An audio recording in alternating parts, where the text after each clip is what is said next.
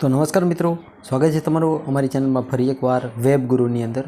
तो हवे शुरुआत करी दीए वधु समय न बगाड़ता। तो आज आपणे MPSW और सेनेटरी इंस्पेक्टर ने लगता जे खनिज क्षारो एने रिलेटेड जे प्रश्नों पूछा है एनी बात करवानी छे। तो आपणे शुरुआत थी लेवानुं छे जेथी कोई प्रश्न बाकी ना रही जाए। ओके, तो विटामिन छे एनी शोध कोणे करेली छे? तो कासिमर फंक नामना वैज्ञानिके शोध करेली छे। तो विटामिन ए छे शुं? तो कि अकार्बनिक संयोजन है। विटामिन शू है? तो कि अकार्बनिक संयोजन है। अकार्बनिक संयोजन अंदर शू आवे? बराबर, एटले कि एनी अंदर शेनो समावेश थाय? बराबर, तो कि कार्बन डाइऑक्साइड एटले कि एनो C, त्यारबाद हाइड्रोजन एटले एनो H अने ऑक्सीजन एटले कि CHO। ओके मित्रों, तो केनो समावेश थाय छे? तो कि कार्बन डाइऑक्साइड, हाइड्रोजन अने ऑक्सीजननो समावेश थाय छे। शेनी अंदर? तो कि विटामिननी अंदर। जे शुं छे? तो कि अकार्बनिक संयोजन। अने अकार्बनिक संयोजननी अंदर हाइड्रोजन, ओके, एटले कि CHO एटले कार्बन डाइऑक्साइड, हाइड्रोजन अने ऑक्सीजननो समावेश थाय छे।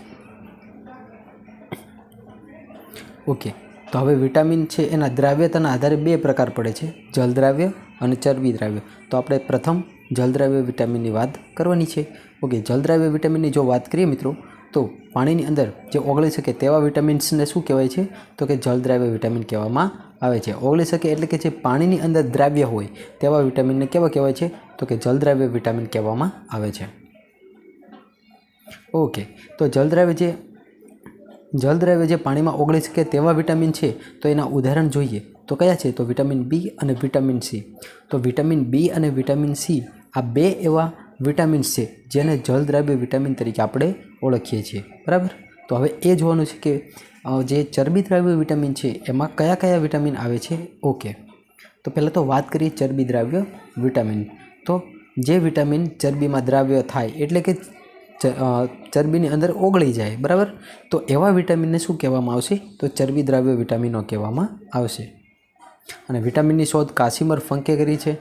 ઓકે,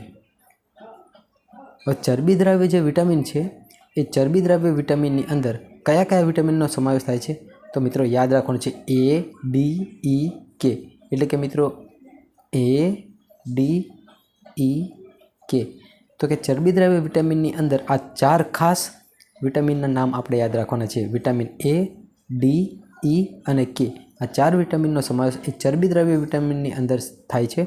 अने B अने C आ BC जे छे ए बी अने सी विटामिन ए जल द्राव्य विटामिन में समावेश थाय छे। ओके, तो जेमांथी विटामिन डी अने के तो एक मानव शरीर मांथी मळी रहे छे। बराबर, एटले के ह्यूमन बॉडी नी अंदर ए विटामिन मळी रहे छे। कयो विटामिन? तो कि विटामिन डी अने के। अथवा एम प्रश्न पूछे छे कि मानव शरीर नी अंदर कया चरबी द्राव्य विटामिन मळी रहे छे? तो विटामिन डी अने के।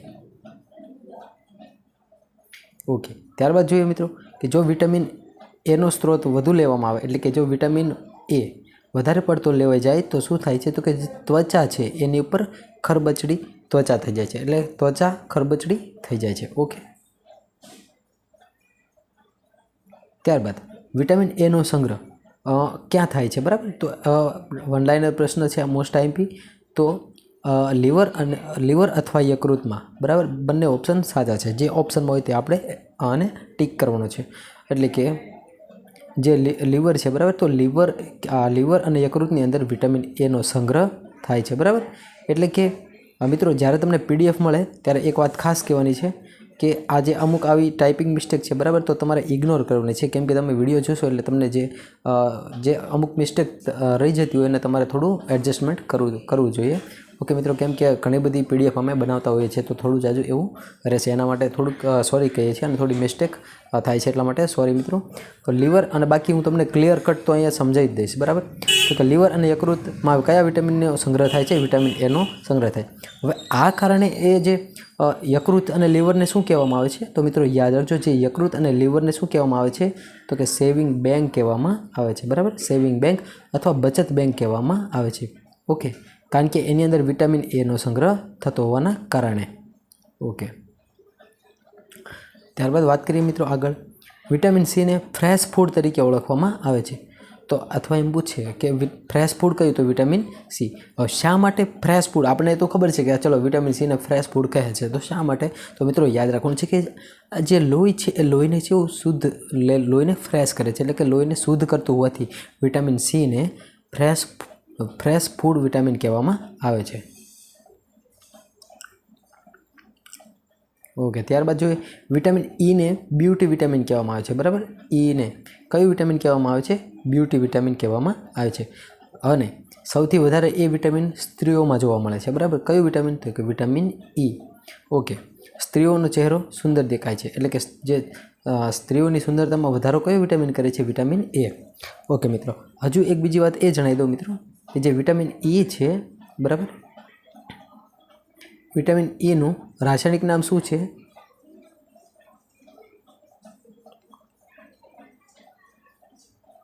તો વિટામિન ઈ છે એનું રાસાયણિક નામ છે ટેકોફેરોલ છે. ઓકે મિત્રો, તો આગળ જઈએ ફટાફટ, વધુ સમય ન બગાડતા. ઓકે, હવે મોસ્ટ ટાઈમ પ્રશ્ન છે કે સૂર્યપ્રકાશ વડે કયું વિટામિન આપણે પ્રાપ્ત થાય છે? તો વિટામિન ડીનો પ્રાપ્ત થાય છે, બરાબર. કયા? સૂર્યપ્રકાશ વડે કયું વિટામિન પ્રાપ્ત થાય છે? વિટામિન ડી પ્રાપ્ત થાય છે.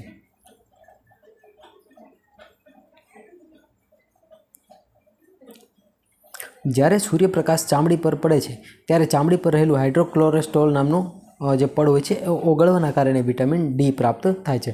તો વિટામિન ડી આપણા બોડીમાં મળી રહે છે. તો કઈ રીતે પ્રાપ્ત થાય છે? કે સૂર્યનો પ્રકાશ હોય છે એ બોડી ઉપર પડે છે અને જે બોડીની અંદર રહેલું એવું પડ એટલે હાઇડ્રોક્લોરેસ્ટોલ નામનું જે તત્વ હોય છે એ ઓગળે છે અને શું થાય છે? તો કે વિટામિન ડી આપણને મળે છે. ઓકે, હવે મિત્રો વાત કરવી છે ખનિજ ક્ષારોની, બરાબર. ઓકે, તો ખનિજ ક્ષારોમાં પહેલું ક્ષાર વાત કરી આયોડિન. આયોડિન એટલે તો કે જે મીઠામાંથી મળે છે, બરાબર, અને જે દરેક પ્રકારના જે દરિયાઈ ખોરાક હોય છે એમાંથી મળે છે આયોડિન, બરાબર. આયોડિનની જો આયોડિન ન લેવામાં આવે તો એની ઉણપથી શું થાય? તો કે આયોડિનની ઉણપથી એક રોગ થાય છે જેનું નામ છે ગોઈટર. ગોઈટર નામનો રોગ આયોડિનની ઉણપથી થાય છે. ઓકે મિત્રો, અને એની ખામીથી પાચનની જે ચયાપચયની જે ક્રિયા છે એમાં ખામી સર્જાય છે, એમાં ડિસ્ટર્બન્સ ઊભું થાય છે, બરાબર. ઓકે, હવે લોહ તત્વની વાત કરીએ. આયરન. તો કે આયરન શેમાંથી મળે છે? તો કે કોઈ પણ લીલા શાકભાજી કે લીલા પાંદડાવાળા જે શાકભાજી હોય છે એમાંથી આયરન મળે. ત્યારબાદ પાલક, મેથી, અનાજ વગેરેમાંથી લોહ તત્વ મળે છે. પરંતુ મિત્રો એક વસ્તુ યાદ રાખો કે જે વસ્તુ તમે કાપો, બરાબર, કોઈ જે શાકભાજી હોય કે ફ્રૂટ હોય એને કાપતા જો એ કાળું પડે, બરાબર, કાપતા એ કાળું પડે તો એની અંદર લોહ તત્વ સમાયેલું છે. ફોર એક્ઝામ્પલ રીંગણને તમે કટ કરશો તો એની અંદર પણ શું સમાયેલું છે? તો કે લોહ તત્વ સમાયેલું છે. ઓકે, હવે આ જે લોહ તત્વ છે, બરાબર, તો એની ઉણપથી લોહ તત્વ ના મળે તો એની ઉણપથી કયો રોગ થશે? મોસ્ટ ટાઈમ છે. અથવા લોહ તત્વ ના હોય તો આયરન, બરાબર, બંને એક જ સેમ વસ્તુ છે, આયરન, બરાબર. આયર્નની ઉણપથી શું થાય છે? તો શું થાય છે? એનિમિયા થાય છે. અને એનિમિયાનું બીજું નામ શું છે? તો કે પાંડુ રોગ છે, બરાબર. આ વસ્તુ યાદ રાખવાનું છે, બરાબર, પાંડુ રોગ છે. ઓકે મિત્રો, આગળ છે એવો ફટાફટ. ઓકે, આયોડિન જોઈ લીધા બાદ હવે જોવાનું છે ફોસ્ફરસ. તો કે દૂધ, દાળ અને ઈંડા જેવા સૂકો મેવો તેમજ અખરોટમાંથી શું મળે છે? તો કે ફોસ્ફરસ મળે છે. તો ફોસ્ફરસની ઉણપથી શું થાય છે? તો કે હાડકાં નબળા પડે છે. એટલે એનું ફંક્શન શું છે? તો કે હાડકાને મજબૂતાઈ આપે છે. કોણ? તો કે ફોસ્ફરસ. ઓકે મિત્રો, તો હવે આગળ જોઈએ કે કેલ્શિયમ. હવે કેલ્શિયમ કેમાંથી મળે? તો કે દૂધ, કેળા, ઈંડા, કઠોળ, સોયાબીન, શેરડી, ગોળ. કેલ્શિયમ ઉણપથી. ઓકે, આ બધા જે તત્વો છે એમાંથી શું મળે? આ બધા પ્રકારના જે ખોરાક છે એવા ખોરાકમાંથી આપણને કેલ્શિયમ મળે છે. અને કેલ્શિયમનું શું છે ફંક્શન? તો કે એનો ઉપયોગ શું છે? તો કે જો મિત્રો યાદ રાખજો, વિટામિન ડી છે, બરાબર. વિટામિન ડીની ઉણપથી શું થશે? તો કે સુક્તાન નામનો રોગ પણ થશે. પરંતુ જે કેલ્શિયમની ઉણપ હશે તો પણ શું થશે? સુક્તાન થશે અને ઓસ્ટોમેલિયાસિસ થશે અને રેકેટ્સ પણ થશે, બરાબર.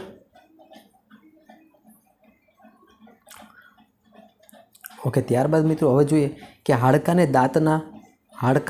અને દાંતનું જે બંધારણ છે, બરાબર, એમાં કેલ્શિયમ ખૂબ અગત્યનો ફાળો ભજવે છે.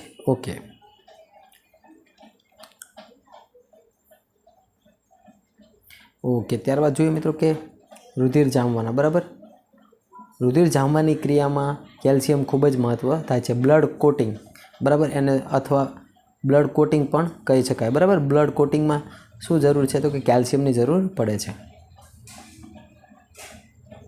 ઓકે, ત્યારબાદ જોઈએ કેલ્શિયમ. તો કે પાચક ઉચ્ચેતક, બરાબર. કેલ્શિયમ શું છે તો એક પ્રકારનો પાચક ઉચ્ચેતક છે, બરાબર, અને એના સ્ત્રોતમાં મદદરૂપ થાય છે, બરાબર. પાચક જે ઉચ્ચેતકો હોય છે કે બરાબર, કે જે પાચનમાં હોર્મોન્સ જે મદદ કરે છે એના ઉચ્ચેતકોમાં મદદ કરનાર કોણ છે તો કે કેલ્શિયમ છે. ઓકે, તો હવે જોઈએ વાત કરીએ ફોસ્ફરસ. તો કે હાડકાના બંધારણમાં, તો મિત્રો અહીંયા જો ફોસ્ફરસ આવે તો પણ હાડકાના બંધારણમાં ઉપયોગી છે. ત્યારબાદ જો કેલ્શિયમ આવશે, બરાબર, કેલ્શિયમ Cl, તો પણ હાડકાના બંધારણ માટે બંને ઉપયોગી છે. એટલે અલગથી લેવાનું કારણ એ છે કે યાદ રહી જાય પ્રોપરલી, બરાબર. ઓકે, હવે મિત્રો જો તમે સમજી શકો છો, હાડકાને દાંતના ઉપયોગ માટે કેલ્શિયમ અને ફોસ્ફરસ બંને ઉપયોગી છે, બરાબર.